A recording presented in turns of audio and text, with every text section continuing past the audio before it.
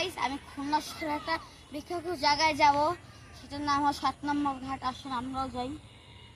Guys, আপনারা অনেকেই বলবেন এটা কি 7 নম্বর ঘাটে যাওয়ার রাস্তা? হ্যাঁ গাইস, এটা যাওয়া যায়, ওই সাইড দিয়েও ঘুরে যাওয়া যায়, এই সাইড দিয়ে যাওয়া যায়। এটা অনেক ইজি, এর জন্য আমি এই সাইড দিয়ে যাবো। এই সাইড দিয়ে আপনাকে চিনাই দিয়ে যাই। আসুন,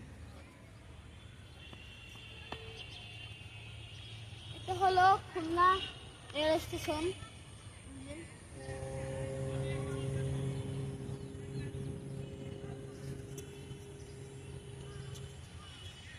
সেটা সামনে হলো, আমি চলে আপনাকে নিয়ে যাই। আর এই জায়গা হলো শিল্প ব্যাংক।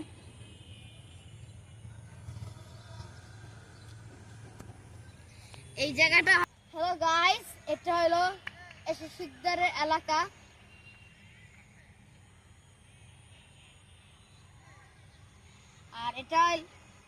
আর এই জায়গাটা হলো শিল্প ব্যাংকের পিছন সাইডে। এখন আমি এখন আছি শিকদারের এলাকায়। আর পিছনে আমার গাইস, আর পিছনে আমার অনেক বন জঙ্গল আছে। এর ভিতরে যাওয়া কেমনে?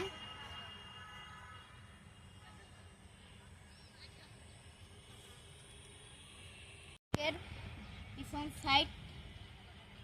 এখন আমি 7 নম্বর ঘাটের দিকে যাব।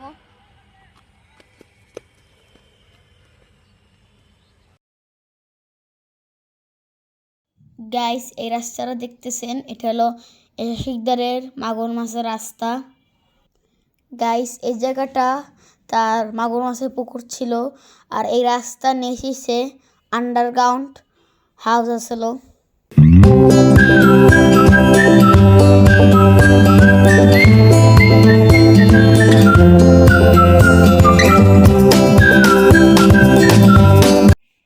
গাইস, আমি প্রতিবারই 7 নম্বর ঘাটে যাওয়ার সময় এই জায়গায় চাষের ধারে দিয়ে আমি পেঁয়াজু খাই।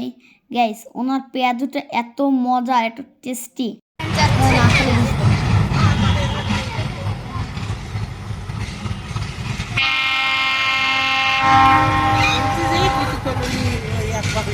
স্টেশনে আর ট্রেন যাবে, এদিকে অনেক শব্দ হয়।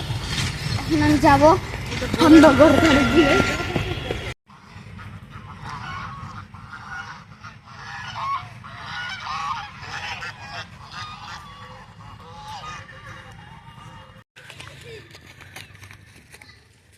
গাইস, এই যে যত জায়গা আছে, যত দূর চোখে যায়, এই জায়গায় সবই এসা শিকদারে। গাইস, একটা টাইমে এসা শিকদার এই জায়গাটায় রাজত্ব করতো।